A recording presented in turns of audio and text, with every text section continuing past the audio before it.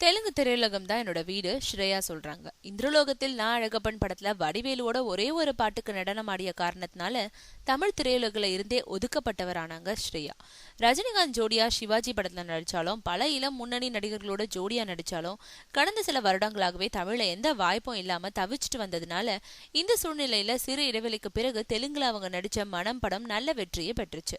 ஒரு காலத்துல தெலுங்கு திரையுலகில தன்னோட கிளாமரால பேசப்பட்டவரா இருந்தவங்க ஸ்ரேயா. பல புது நடிகைகளோட வரவால அவங்களுடைய மார்க்கெட் அங்கும் ஆட்டம் கண்டுச்சு. அவங்களுக்கு நெருக்கமான நடிகர்கள் கூட அவங்கள கண்டுக்கல.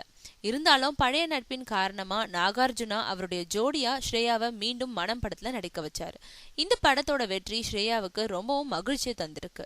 மனம் படத்துக்கு நீங்கள் அளிச்ச பாராட்டுக்கு தனிப்பட்ட முறையில நன்றி சொல்ல கடமைப்பட்டிருக்கேன். தெலுங்கு திரையுலகம் என் வீடு மாதிரி மீண்டும் என்னுடைய மனம் கவர்ந்த சூப்பர் ஸ்டார்களோட நடிச்சது மிகுந்த சந்தோஷத்தை கொடுத்திருக்கு.